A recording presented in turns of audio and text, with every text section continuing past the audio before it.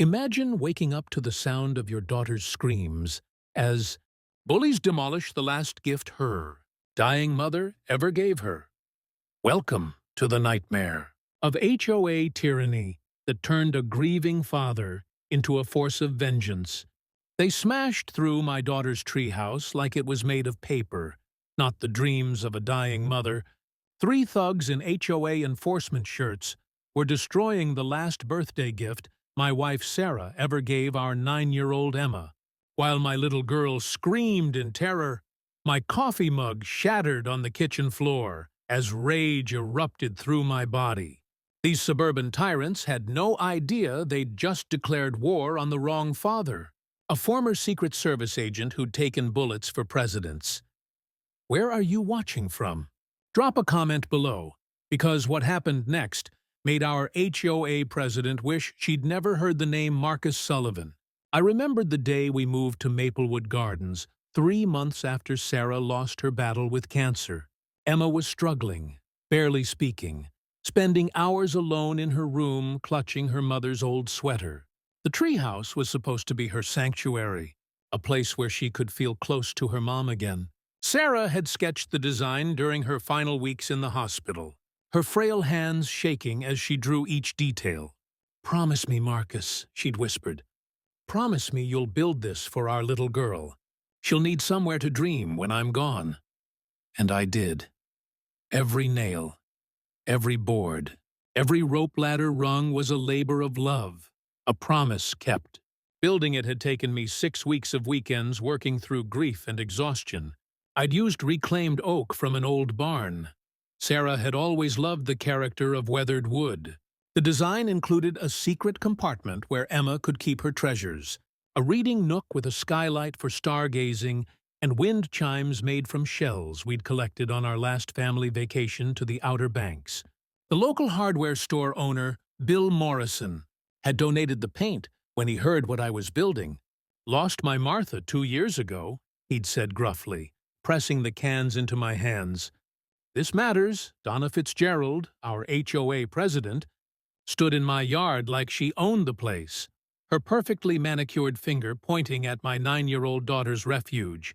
"This structure violates neighborhood aesthetic guidelines," she announced, her voice carrying that special brand of suburban authority that makes you want to laugh and scream simultaneous. Behind her stood her 2 enforcers, Rick Barnes, a former nightclub bouncer who looked like he bench-pressed his own ego, and Janet Torres, the HOA accountant who clutched her clipboard like it was the nuclear codes. The morning sun cast harsh shadows across their faces as they surveyed their destruction. Rick had already torn down the rope ladder, the one Emma had practiced climbing for hours, until her palms were raw but proud. Janet was photographing every angle, documenting their vandalism as if it were a crime scene, which in a way it was. They'd arrived at 7:15 a.m., knowing most neighbors would be at work, thinking they could execute their raid without witnesses. But Mrs. Henderson, from across the street, was watching from her window, phone in hand. Already calling other neighbors, Emma had wrapped her small arms around the tree trunk, tears streaming down her face. "Daddy, this is Mommy's house. She made it for me." The words hit me like a physical blow. For a moment, I saw Sarah's face, heard her laugh as we'd planned this treehouse together. My vision blurred briefly, but I forced the emotion down. Secret Service training kicked in. Compartmentalize, assess, respond. I stepped out onto the porch, my voice steady despite the storm raging inside. "You have 10 seconds to get off my property." The neighborhood seemed to hold its breath. Even the morning birds fell silent. Donna's smirk faltered for just a moment as she took in my stance. Feet planted, shoulders squared, the posture of someone who'd faced down actual threats. Not just suburban bullies. Rick, however, was too pumped up on his own authority to notice the warning signs. He picked up a crowbar, moving toward the main support beam of the treehouse. 9 seconds, I said quietly.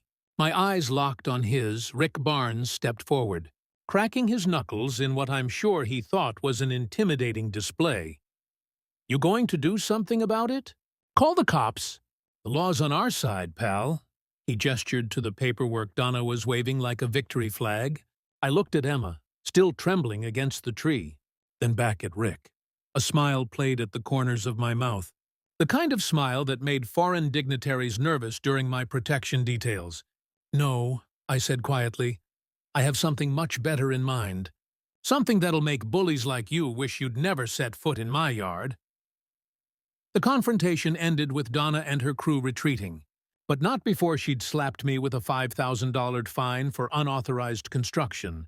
As their car disappeared down Maple Street, I knelt beside Emma, wiping her tears. It's okay, sweetheart. Daddy's not going to let them take your treehouse? She looked up at me with Sarah's green eyes, hope flickering through the tears. Promise? I pulled her close, feeling the weight of another promise. Promise.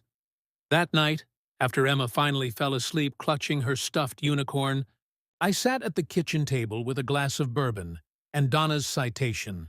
The fine amount struck me as oddly specific, not the round numbers you'd expect from standard HOA penalties.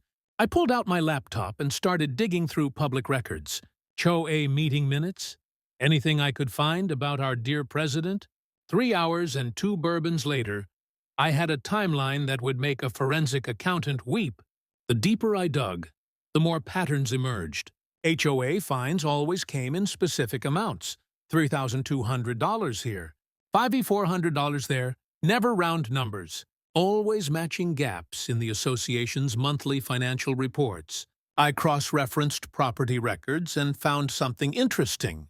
Every family Donna had targeted in the past 3 years had young children. The Washingtons had been fined $4,000 for their son's basketball hoop. At Cinconcho, the Riveras paid $6,500 for their daughter's playhouse. The Lynns were hit with $3,800 for a swing set that had been approved by the previous board. Donna Fitzgerald had moved to Maplewood Gardens 5 years ago, right after her second divorce. Court records painted a picture: a failed law career, disbarment for financial misconduct, a bitter custody battle she'd lost. She'd seized control of the HOA within 6 months, systematically replacing board members with her hand-picked allies. Since then, HOA fees had increased by 300%, and mysterious special assessments popped up whenever someone challenged her authority. Her rise to power had been methodical. First, she'd volunteered for every committee, establishing herself as indispensable. Then, she'd begun documenting minor infractions, building files on every homeowner. When the previous president, elderly Mr. Jameson, had tried to rein her in, he'd suddenly faced allegations of financial impropriety. The charges were dropped after he resigned, but the message was clear. Cross Donna Fitzgerald at your peril. Within a year, she'd installed her own board through a series of special elections that somehow always had unusually low turnout. The next morning, I watched from my home office window as Donna made her rounds. She'd stop at each house, measuring grass height with an actual ruler, photographing minor infractions, making notes on her tablet. But when she passed my house, she'd pause, staring at Emma's treehouse with an expression I recognized from my protection days, the look of someone plotting their next move.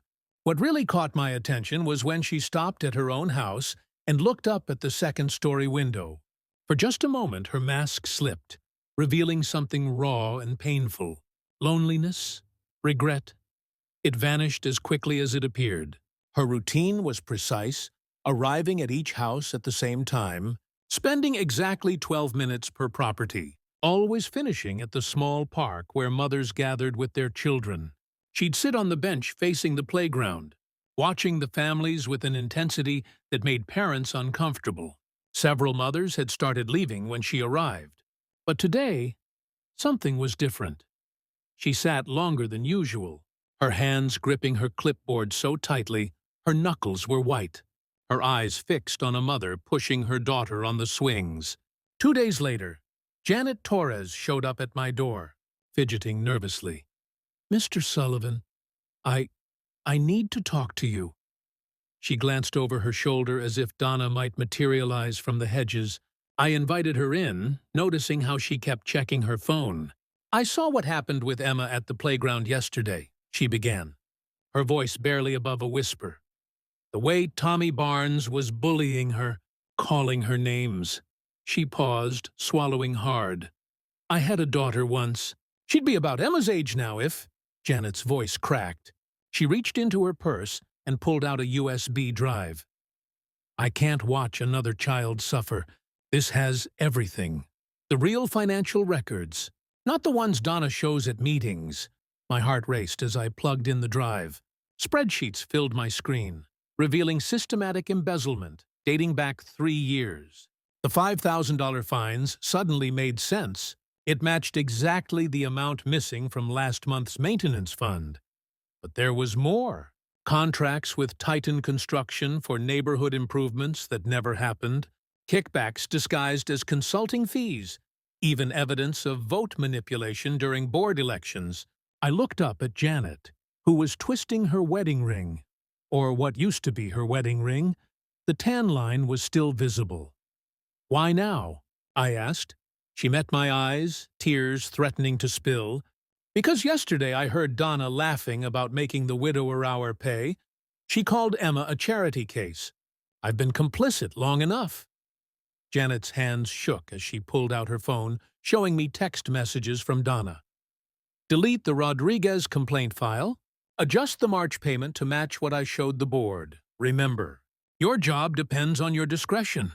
The messages went back 2 years, a digital trail of coercion and manipulation.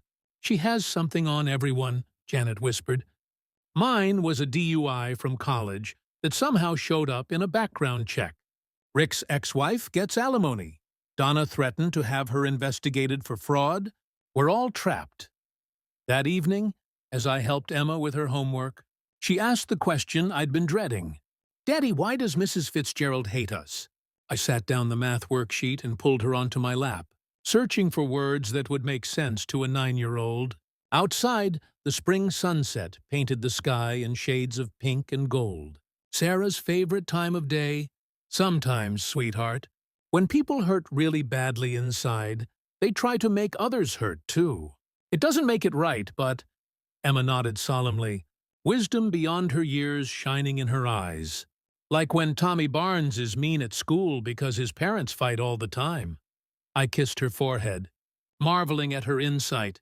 "Exactly like that, baby." Exactly like that. Later that night, I couldn't sleep. I found myself in the garage, going through boxes we hadn't unpacked since the move. In the third box, I found it, Sarah's journal from her final months. Her handwriting, once elegant and flowing, had become shaky toward the end. One entry caught my eye. "Marcus is so strong for Emma, but I worry who will be strong for him. The treehouse isn't just for her. It's for him, too. A place to remember joy when the grief feels too heavy." I closed the journal, tears finally breaking through my carefully maintained composure. Outside, moonlight filtered through the treehouse windows, casting patterns on the ground that looked almost like Sarah's smile. As I climbed back to bed, my phone buzzed with a text from an unknown number. "Stop digging or things will get ugly. You've been warned."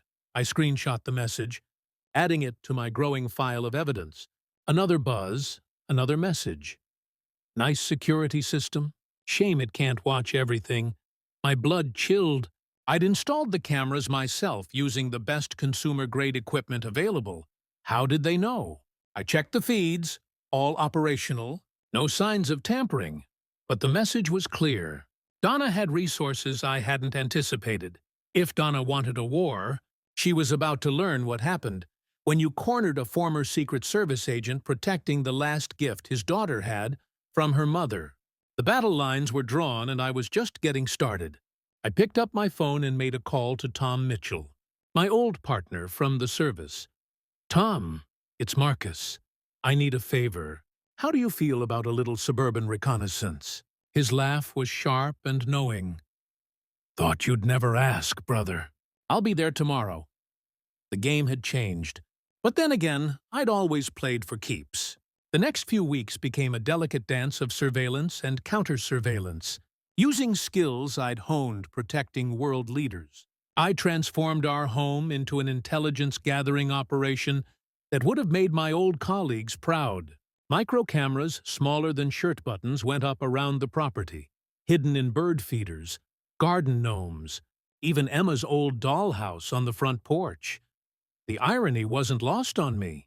Using my daughter's toys to protect her sanctuary, I started keeping a journal, but not just any journal.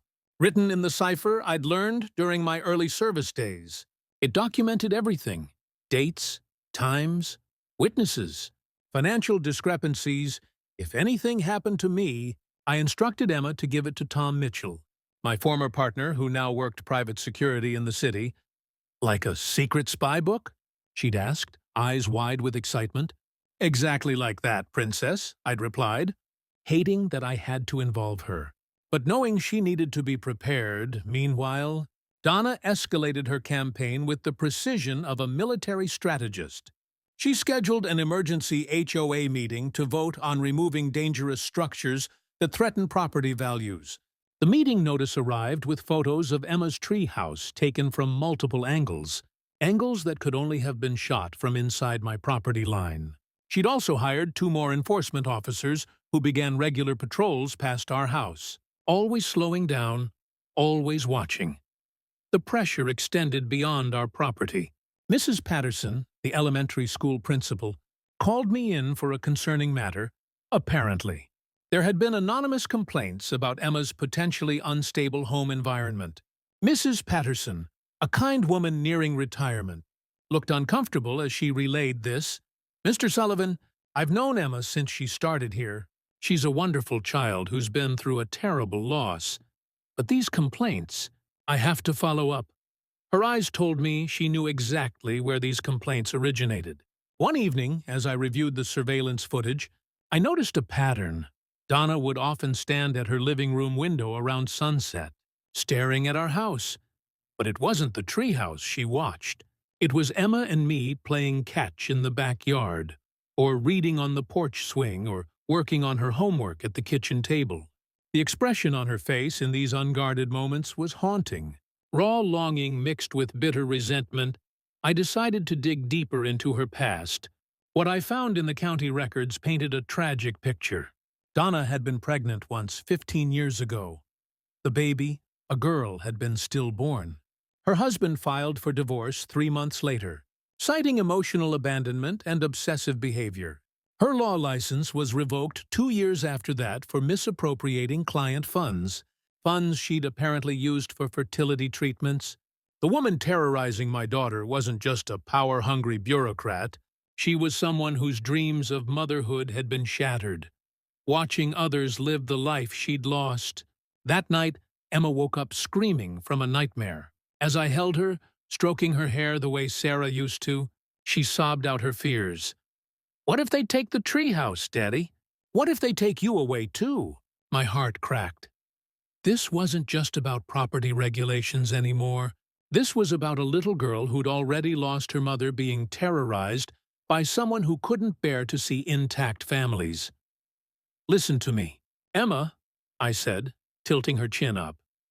"Nobody is taking me away from you. And that treehouse, Mommy and I built it with love. Love is stronger than any piece of paper they can wave around." I tucked her back in and walked to my room, pausing at the window. The treehouse stood silhouetted against the star-L sky, the Emma's Castle sign Sarah had painted still visible in the moonlight.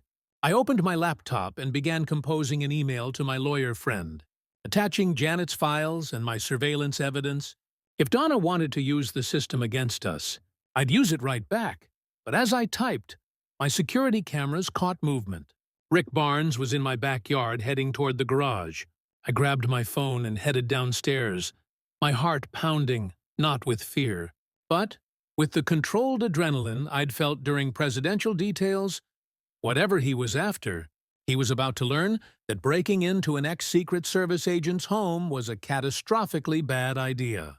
I slipped out the back door, moving silently across the lawn. Rick was jimmying the garage side door, so focused on his task, he didn't hear me approach. "Looking for something?" I asked conversationally. He spun around, nearly dropping his crowbar in the moonlight. I could see panic flash across his face. Idonna said she just wanted me to get the blue box. Said you stole it from HOA storage. I felt my blood run cold.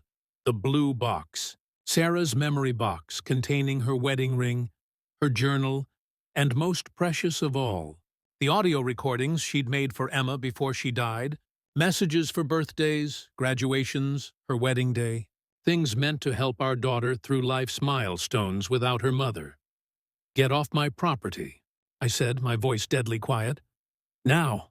Rick backed away, but his bravado returned once he reached the sidewalk. "You're going to regret this, Sullivan. Donna's got plans for you." As he hurried away, I realized this had crossed the line. Donna wasn't just after the treehouse anymore. She was trying to destroy the very memories that kept Sarah alive for Emma and me. The war had just become personal. The realization that Donna was targeting Sarah's memory box shattered something inside me. For the first time since my wife's death, I felt the careful control I'd maintained beginning to crack. The blue box wasn't just a container. It held Sarah's voice, her dreams for Emma, her love letters to us both. It was our lifeline to her, and Donna had tried to steal it. The next morning, Donna showed up at my door with 2 police officers. "This man assaulted my employee last night," she declared, pointing at me with theatrical indignation. Rick stood behind her. Sporting a black eye he definitely didn't get from me. He attacked me when I was just walking my dog. Rick lied smoothly. "I recognized the officers.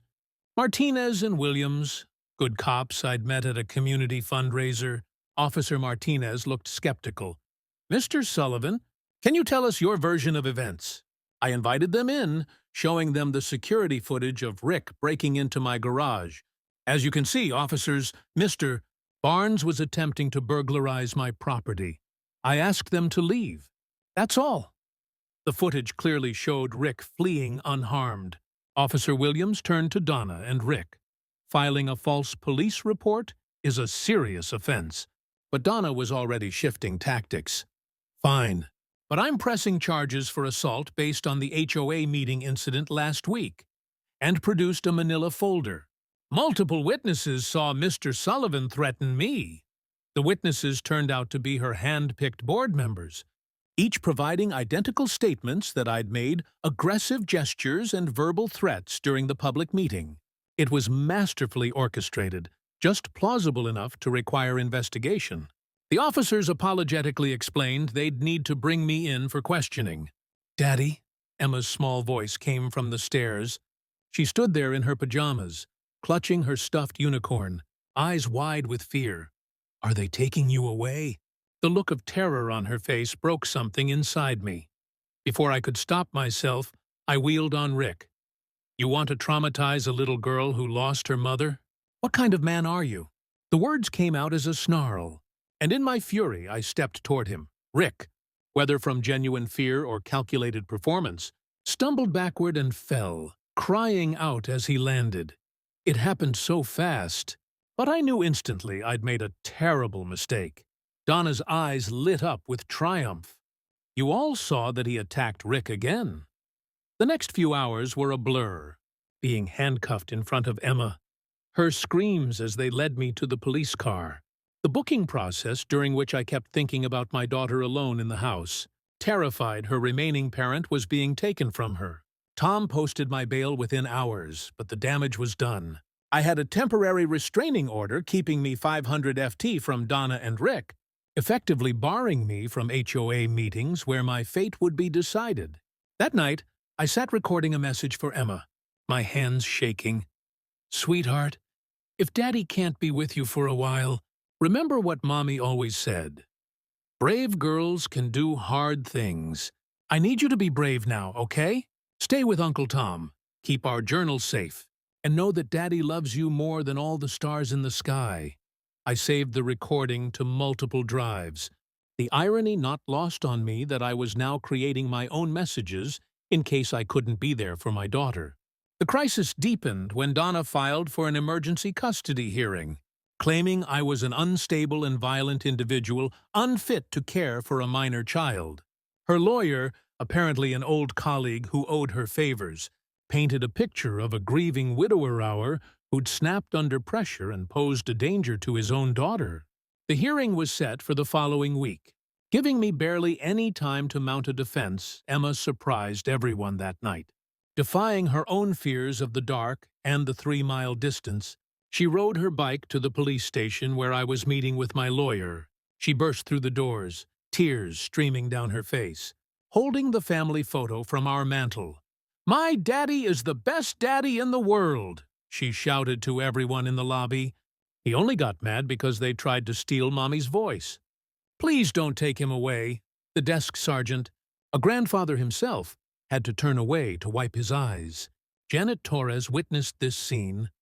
Something shifted in her expression, a resolve hardening where there had been hesitation. She approached my lawyer and handed over a second USB drive. "This has everything," she said quietly. "Not just the financial fraud. Records of Donna's schemes to force out families with children. Her plans to demolish the playground for paid parking. Even evidence she bribed the previous HOA president to resign." She looked at Emma, still clinging to me. "I lost my daughter to leukemia 5 years ago. I won't let another child lose their parent to that woman's vendetta." The revelation was a game-changer. But Donna had one more card to play. At the custody hearing, her lawyer produced a psychiatric evaluation, claiming I showed signs of paranoid delusions and violent tendencies exacerbated by grief. The psychiatrist, Dr. Harold Benson, testified I was a danger to my child's emotional well-being. What he didn't mention was his financial connection to Titan Construction, the company getting all those inflated HOA contracts. The judge thankfully wasn't easily swayed. "I'd like to hear from the child's teachers, neighbors, and pediatrician before making any decisions about custody." The hearing was continued for 2 weeks, giving us time to gather character witnesses. But as we left the courthouse, Donna passed close enough to whisper, "You think you've won something? I'm just getting started. That treehouse is coming down, and your daughter will watch it happen." That night, I held Emma extra tight as I tucked her in. "Daddy," she whispered, "are we going to lose?" I kissed her forehead, smelling the lavender shampoo Sarah had always used. "Sometimes in battle, sweetheart, things look darkest right before dawn." "Your mommy used to say that." Emma nodded, then surprised me by adding, "Mommy also said bullies are just scared people pretending to be brave." Marveled at my daughter's wisdom, wondering not for the first time how Sarah's spirit lived on so strongly in her. After Emma fell asleep, I sat in the dark living room going through Sarah's journal again. Her words jumped out at me. "Evil thrives when good people do nothing, but evil also reveals itself when challenged. Trust that truth will find its way to light." I closed the journal and looked out at the treehouse, barely visible in the darkness. Tomorrow, I would begin planning our counter-offensive. Donna had awakened something she didn't understand, the protective instinct of a father with nothing left to lose and everything to fight for. The real battle was about to begin. If there's one thing you learn in the Secret Service, it's that sometimes the best defense requires temporarily disappearing from view. After consulting with Tom and my lawyer, we crafted a plan that would have made my old tactical instructors proud. I would appear to retreat, moving in with Tom across town, letting rumors spread that I was reconsidering my option. In reality, I was orchestrating what I privately called Operation Hummingbird, named after Sarah's favorite bird, and their ability to fly backwards. Sometimes you have to retreat to advance. Emma stayed with Tom's family, who had 3 kids of their own and enough security systems to rival Fort Knox. Every night, she would water the small potted tree in Tom's backyard, our secret signal that she was safe. "It's like our own spy code, Daddy," she'd whispered when I explained it. I hated involving her in subterfuge, but I hated more that Donna's actions had made it necessary. Meanwhile, I worked 16-hour days building our case, following money trails, interviewing former HOA board members, and uncovering a web of corruption that would have impressed organized crime families. The scope of Donna's operation was staggering. She hadn't just been embezzling HOA funds, she created an entire shadow economy. Titan Construction, owned by her cousin, Robert, had exclusive contracts for all neighborhood repairs at triple market rate. Homeowners who questioned bills found themselves facing surprise inspections that always uncovered critical violations requiring immediate expensive fixes. 15 families had moved out in the past 3 years. Unable to afford the escalating fines and forced repairs, my breakthrough came from an unexpected source: Donna's ex-husband, Paul Fitzgerald. He reached out after reading about our conflict in the local paper. "I lived that nightmare for 7 years," he told me over coffee at a diner 2 towns over. "After we lost the baby, something broke in Donna. She became obsessed with control, with punishing other families for being happy. I tried to get her help." But he slid across a thick folder. "These are her psychiatric evaluations from our divorce. Multiple doctors diagnosed narcissistic personality disorder with paranoid features. She's not just difficult, she's genuinely unstable." The folder revealed hospitalizations, medication, non-compliance, and most damning, a letter from her former law partner describing how she'd stolen client funds to pay for experimental fertility treatments. "She targeted families with children specifically," Paul continued. "It's like she needed to destroy what she couldn't have.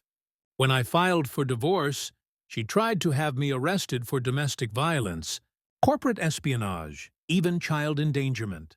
And we didn't have children. She'll say anything, do anything to win."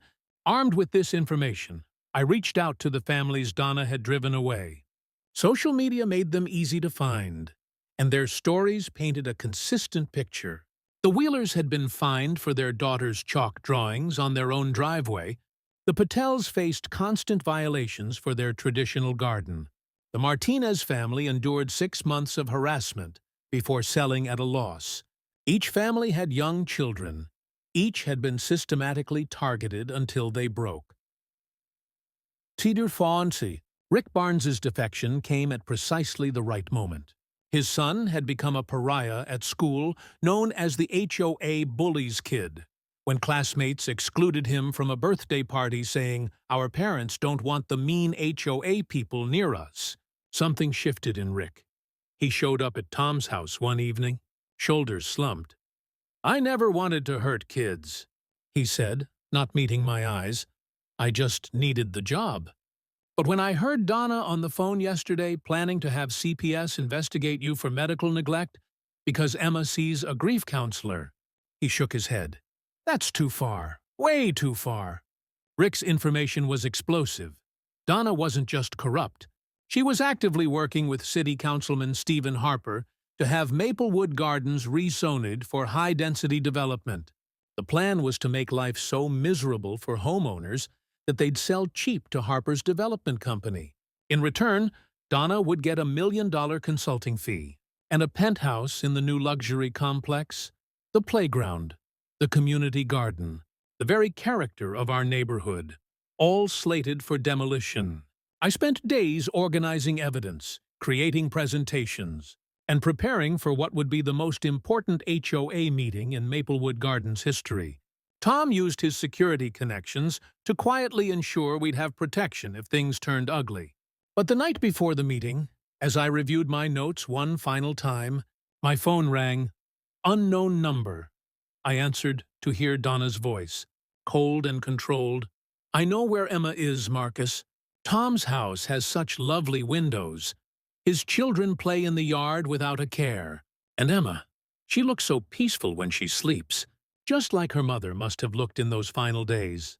Peaceful, vulnerable." The threat hit me like ice water. This wasn't just about property anymore, or Donna was threatening my daughter's safety. My hands shook as I called Tom. "She knows where Emma is." Tom's voice was granite. "Already on it. I've got people watching the house. She's bluffing, Marcus. Desperate people make desperate threats." But I knew better. I'd protected enough desperate people to recognize when someone was on the edge of doing something catastrophic. That night, Sleep was impossible. I sat by the window, watching the empty street, thinking about Sarah. What would she do? The answer came in a memory. Sarah facing down an aggressive panhandler who'd followed us from a restaurant. She'd stood her ground, spoken calmly but firmly, and diffused the situation without violence. "Bullies expect you to match their energy," she'd said later. "When you don't, they don't know what to do." Dawn brought texts from neighbors I barely knew. "We're with you. Donna doesn't speak for us. Save our neighborhood." Word had spread about the development plan. And suddenly, this wasn't just my fight anymore. People were angry about the corruption, the bullying, the threat to their homes. The revolution had begun. And it started with a treehouse built by a dying mother for her daughter. As I dressed for the meeting, Emma called, "Daddy, I had a dream about Mommy last night." She said, "To tell you something." My throat tightened. "What's that, sweetheart?" Emma's voice was clear and certain. She said, "The truth is like a hummingbird. It might fly backwards sometimes, but it always finds the sweetest flowers." I stood there, phone pressed to my ear, tears flowing freely. My 9-year-old daughter had just delivered the exact message I needed to hear. The meeting was scheduled for 700 p.m. at the community center. By 6:30, cars lined every street for blocks. Donna had expected maybe 20 people. Instead, over 200 packed the room with more listening from the hallway. Whatever happened tonight would change Maplewood Gardens forever. I straightened my tie, the same one I'd worn for presidential details, and prepared for the most important mission of my life. Not protecting a world leader, but protecting my daughter's home, her memories, and her future. The community center buzzed with an energy I hadn't felt since my days coordinating security for state dinners. Donna sat at the head table, flanked by her hand-picked board members. Visibly shaken by the turnout, she dressed for a routine meeting, but found herself facing what looked more like a tribunal. Stephen Harper, the city councilman, lounged in the front row with the confident smile of someone who thought his connections made him untouchable. He was about to learn that in Maplewood Gardens, the neighbors had connections too. I entered with my legal team and Tom, who'd brought 3 of his security colleagues, all former federal agents. The crowd parted, whispers following our progress, to the front. Emma was safe at Tom's sister's house 3 towns over, watched by people who'd taken bullets for diplomats. Donna's threat had backfired spectacularly. It had only strengthened our resolve and brought Tom's entire network into play. "This is highly irregular," Donna began, her voice lacking its usual authority. "HOA meetings follow specific protocols." She was cut off by Margaret Wheeler, whose family she'd driven out 2 years ago. "You want to talk about protocols, Donna? Let's talk about the protocol for stealing $50,000 from homeowner fees." The crowd erupted. I held up my hand for quiet, pulling out my laptop and connecting it to the projector. "Ladies and gentlemen," I began, my voice carrying the calm authority I'd used to brief presidents. "What you're about to see isn't just financial misconduct. It's a systematic betrayal of everything our community represents." The first slide appeared. A graph showing HOA fee increases alongside Donna's personal spending. Gasps filled the room. The next slides detailed the Titan construction connection, inflated contracts, and kickbacks. Janet Torres, sitting in the 3rd row, nodded encouragingly as her evidence appeared on screen. Donna tried to interrupt. "These are baseless accusations, I demand." But Rick Barnes stood up. "They're not baseless. I was there. I helped you threaten the Martinez family. I watched you plant violations at the Patel house. I have recordings." He held up his phone. The room went silent as Donna's voice filled the space. "I don't care if their garden is cultural. Find something wrong with it. These people need to learn their place," the recording continued. Each word, another nail in Donna's coffin. But the real shock came when Stephen Harper's voice joined hers. "Once we force out enough families, I can push the reasoning through. The development rights alone are worth $15 million. Your cut will make you rich enough to buy your own neighborhood." The councilman's confident smile vanished. He stood abruptly, heading for the exit, only to find 2 FBI agents blocking his path. "Stephen Harper," one agent said, showing his badge. "We'd like to ask you about your relationship with Titan Construction and certain irregularities in city development contracts." Tom caught my eye and winked. He'd called in favors from his federal days, and the Bureau had been investigating Harper for months. Our HOA drama had given them the final pieces they needed. As Harper was let out, Donna's composure crumbled completely. She stood, knocking over her water glass, pointing at me with a shaking finger. "You think you've won? You think this changes anything? I still have the votes. I still control this board." But her board members were already distancing themselves, literally stepping away from the table. Janet Torres stood up. "I resigned from my position as treasurer, effective immediately. And I'll be testifying at your trial, Donna." The final blow came from an unexpected source. Paul Fitzgerald entered carrying a box. "These are Donna's personal files from our marriage," he announced, including documentation of her plans to, quote, "cleanse this neighborhood of breeders who flaunt their perfect families." He looked at his ex-wife with something like pity. "You need help. Donna, you've needed it for years." Donna's mask finally shattered completely. "Help? I don't need help. I need justice. You all have what was stolen from me. Children, families, happiness. Why should you get to keep it when mine was taken?" Her voice broke on a sob. "My baby died. She died. And you all just keep living like the world isn't broken?" The room fell silent. Even in victory, I felt a surge of pity for this broken woman who'd turned her grief into a weapon. But pity didn't change facts. 2 more FBI agents entered, badges displayed. "Donna Fitzgerald, you're under arrest for embezzlement, fraud, and conspiracy to commit real estate fraud." As they read her rights, something strange happened.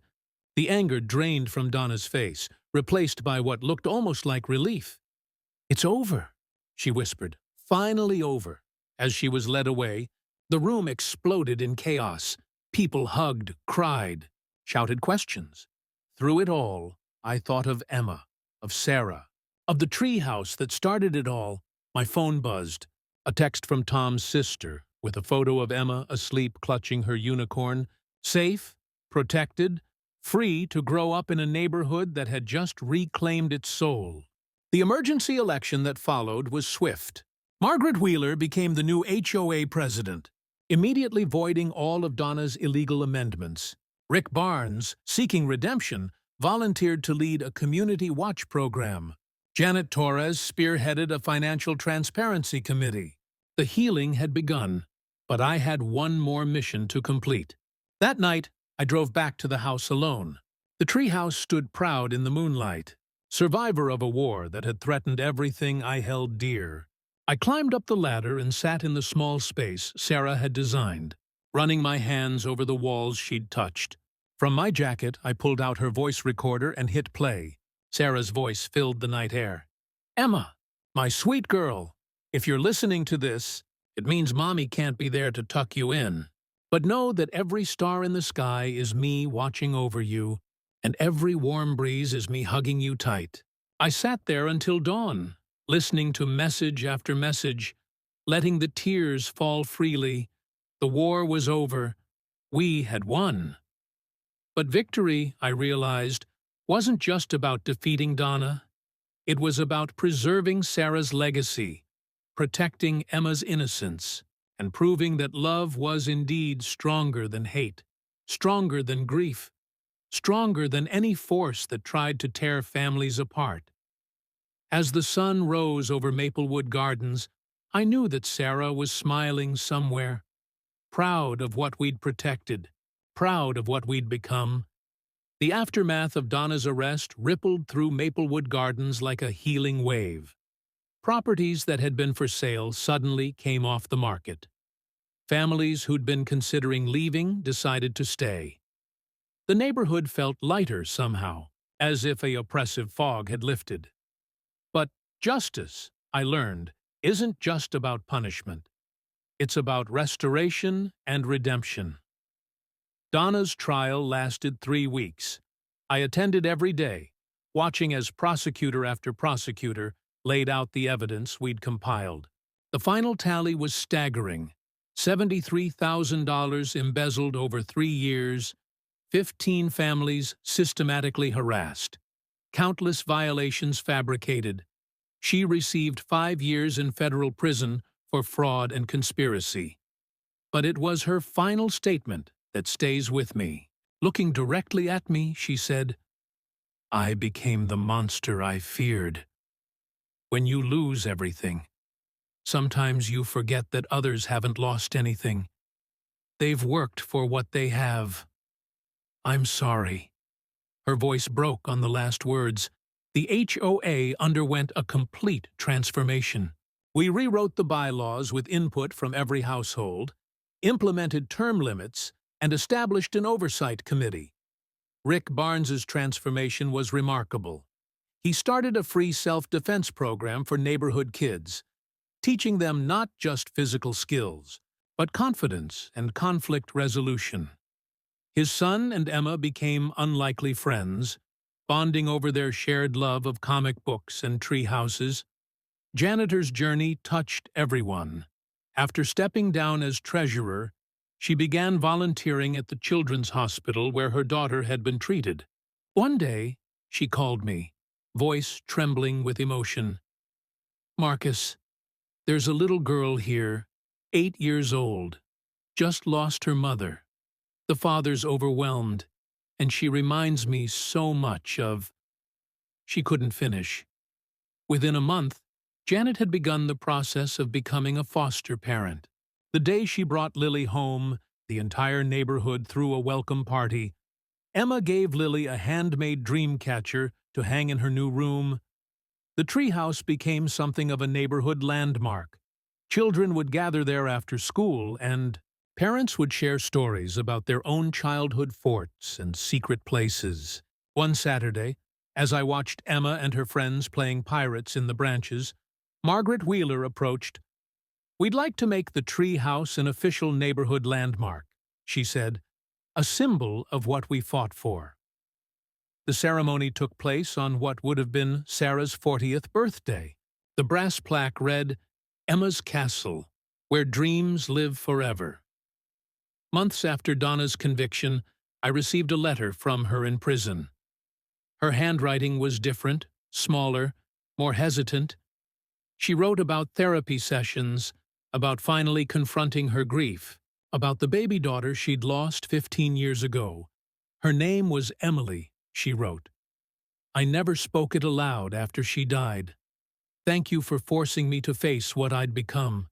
Prison is hard, but living with that darkness was—" I showed the letter to Emma, who read it solemnly. "Should we write back, Daddy?" she asked. "I think Mommy would want us to." Our response was simple. Emma drew a picture of our treehouse with a rainbow over it and wrote, "Dear Mrs. Fitzgerald, I'm sorry you lost Emily. I lost my mommy too. But she taught me that love doesn't end when people go to heaven. I hope you feel better." From Emma Sullivan, I added a brief note about forgiveness and healing. We never expected a response, but 6 weeks later, another letter arrived. Inside was a hand-drawn hummingbird, shaky but recognizable, and 2 words, "Thank you." Life settled into new rhythms. Emma thrived in 4th grade, her confidence restored. The nightmares stopped. She even performed in the school talent show, singing "Somewhere Over the Rainbow," Sarah's favorite song, with a courage that left the audience in tears. I continued consulting on security matters, but turned down offers to return to federal service. My mission now was here in this community we'd fought to save. On the 1-year anniversary of the confrontation, we held a block party. Tables groaned with potluck dishes. Children ran through sprinklers and neighbors who'd been strangers before. Donna's reign of terror laughed together like old friends, Rick barbecued, while Janet helped Lily make flower crowns. Tom brought his family, his kids immediately joining the treehouse crew. As the sun set, I stood with Emma, watching our neighbors, our family of choice, celebrating not just victory, but renewal. "Daddy," Emma said, tugging my hand, "can we play Mommy's recording? The one about the hummingbirds?" We climbed into the treehouse, and I pulled out Sarah's recorder. Her voice drifted over the gathering. "You know why hummingbirds can fly backwards, Emma? It's so they can remember where the sweetest flowers were. Sometimes in life, we have to go backward to find the good things again, but we always end up moving forward toward new flowers, new joy." As Sarah's words faded, Emma pointed to the yard below. There, hovering near Janet's newly planted garden, was an actual hummingbird, the first we'd seen since moving to Maplewood Gardens. It paused at each flower before zipping away into the twilight. Emma squeezed my hand. "Mommy sent it," she whispered, with the certainty only children possess, to tell us we found the sweet flowers again. Weeks later, my phone rang late at night. Tom's voice carried an edge of amusement. "Marcus, you're not going to believe this. Remember those other HOA corruption cases the FBI mentioned? They want our help. Apparently, you've become something of an expert in neighborhood association fraud." I laughed, looking out at our peaceful street. "Tell them I'm retired from the protection business these days. I'm just a dad who builds tree houses." But as I hung up, I glanced at the blue box on my shelf. Sarah's memory box, now safely back where it belonged. Inside, among her treasures, was the brass badge from my Secret Service days. Maybe there was room for one more mission, one more fight for families who needed protecting. After all, someone had to stand up to the Donna Fitzgeralds of the world. Someone had to guard the tree houses, the memories, the dreams of children who deserved to grow up feeling safe and loved. Emma appeared in the doorway, rubbing sleepy eyes. "Can't sleep, Daddy? Will you tell me the story again about how we saved the neighborhood?" I pulled her onto my lap the same way I had countless nights since Sarah passed. "Which part do you want to hear, sweetheart?" She snuggled close, her voice drowsy. "The part where the good guys win." As I began retelling our story, I realized that's exactly what had happened. The good guys had won. Not through violence or intimidation, but through community, courage, and an unshakable belief that love is stronger than hate. Outside, stars twinkled above Emma's castle, and somewhere in the darkness, a hummingbird probably slept, dreaming of tomorrow's flowers, and in Maplewood Gardens, children slept soundly, protected by parents who'd learned that sometimes the most important battles are fought not for presidents or countries, but for the simple right to build a treehouse and call it home. The story of our battle with the HOA spread beyond Maplewood Gardens, inspiring other neighborhoods to stand up against corruption. But for me, the real victory was smaller and infinitely more precious. The sound of Emma's laughter floating down from her treehouse, the sight of neighbors helping neighbors, and the knowledge that Sarah's last gift to her daughter had become a symbol of hope for an entire community. Some legacies, I learned, are built one board at a time, with love as the foundation and courage as the nails that hold it all.